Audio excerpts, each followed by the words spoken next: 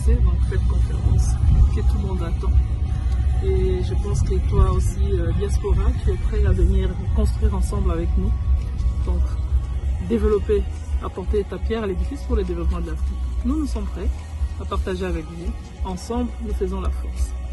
C'est vrai que le Nord, l'Afrique a besoin du Nord, mais le Nord a besoin aussi des talents africains pour le développement. Donc, venez découvrir ce qu'on peut ensemble partager. Comment les Nord et les Sud peuvent être unis ensemble pour former un écosystème qui contribue au développement de chaque partie. On va découvrir tout ça ensemble aujourd'hui.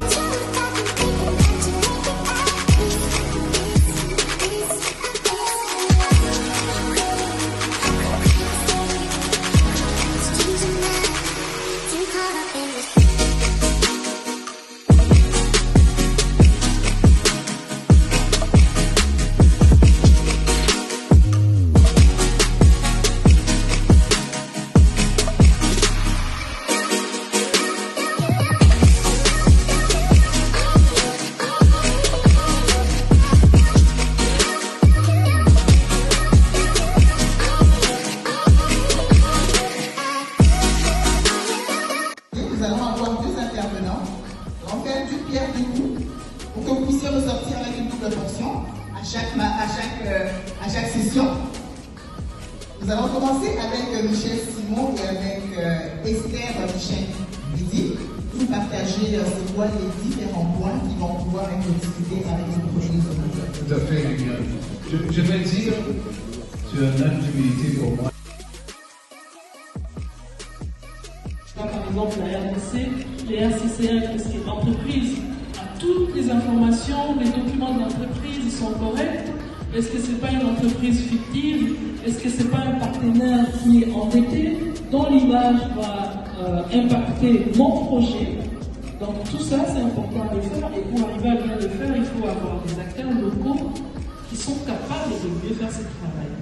Passer par des véhicules d'investissement sécurisés. Ici, au niveau de la diaspora, il y a des structures qui ont des fonds, créer des fonds, s'unir ensemble avec la diaspora, créer des fonds d'investissement pour accompagner les projets de la diaspora. Imaginez-vous si chacun de nous, dans cette salle, plus de 500 personnes, a $1 par jour, vous imaginez ce que ça peut faire si chacun investit une partie.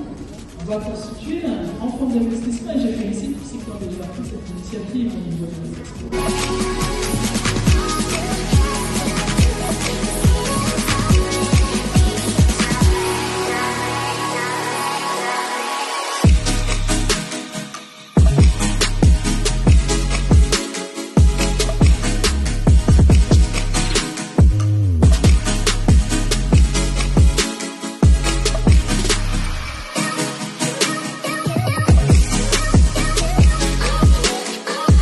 Nous avons mentionné que l'Afrique va vraiment évoluer en réseau, en synergie en alliance. C'est très bien que vous revenez sur ce point. On va justement lancer avec les deux dernières stratégies. Je pense que c'est le dernier point que vous avez partagé avec nous. Manque de transparence, risque de corruption, faiblesse de certains systèmes de contrôle interne. Tout ça, il faut aussi être bien informé. Un problème de manque de transparence. Et moi, je suis investie dans tel pays. Comment je peux faire pour bien travailler? Est-ce que je dois avoir des représentants locaux qui maîtrisent bien les milieux? C'est vrai qu'on peut travailler avec les membres des familles, mais ce n'est pas une obligation. On peut travailler avec les membres des familles si la personne a toutes les compétences qu'il faut pour accompagner son entreprise. Aujourd'hui, beaucoup de personnes, je vais créer mon entreprise dans tel pays, c'est mon frère qui est le directeur général, c'est mon frère partager avec vous concernant la gestion des risques. La thématique elle est très vaste, on ne peut pas entrer dans les détails. On ne peut pas manger un éléphant en une journée. C'est en petite bouchée. On a commencé avec la petite bouchée d'aujourd'hui. Merci beaucoup, Madame Esther, pour cette intervention très riche. Ma question s'adresse principalement à Philippe Simon. Ma question c'est si nous les Africains de la diaspora qui vivons au Canada, au Québec, ça fait plus de 20 ans je dirais, et si on veut retourner en Afrique investir, parce que vous avez parlé tous d'investir en Afrique, vous motiver, vous inspirer à investir en Afrique. Mais concrètement, ceux qui sont déconnectés des réalités africaines, on est resté pendant plus de 20 ans au Canada, on n'a pas eu la chance de retourner, d'expérimenter ou d'avoir des expériences sur le terrain.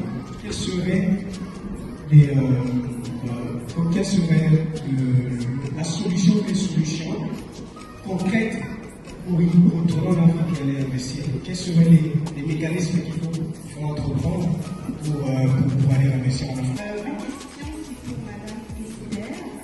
Elle a parlé tout à l'heure des assurances. Ma question, c'est est-ce que toutes les entreprises peuvent investir dans le budget pour les assurances?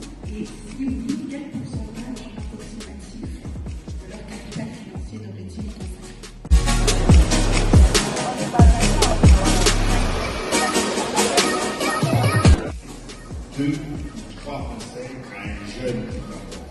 Merci Jean-Claude pour la question.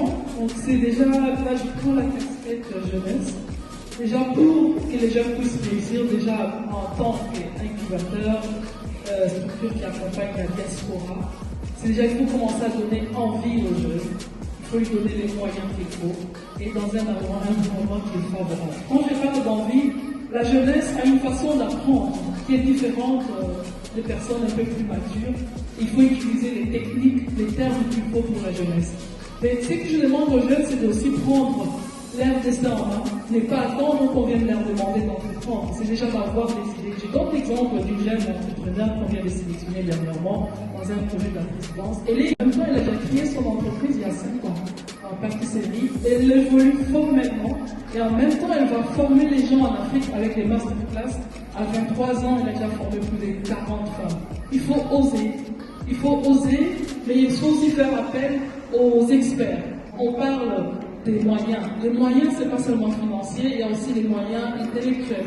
Il faut aider, il faut former les jeunes aussi avec des techniques de langage appropriées, des formations pratiques.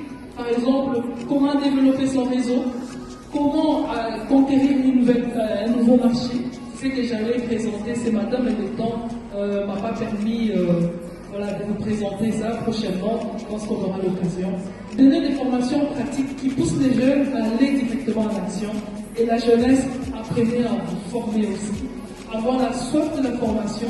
Parce que parfois on organise des formations gratuites, mais les jeunes ne sont pas intéressés. Il y a aussi l'Internet.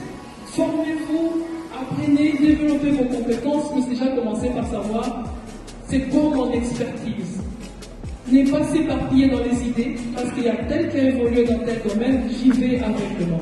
Déjà commencer par comprendre c'est quoi ma passion, et ne pas baisser les bras après un premier échec. Savoir se relever après avoir échoué une fois. Parce que quand on est déterminé, on n'abandonne pas facilement.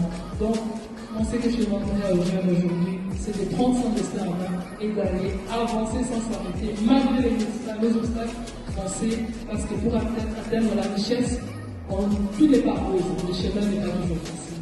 Voilà ce que je peux dire pour la jeunesse. Merci beaucoup. Merci.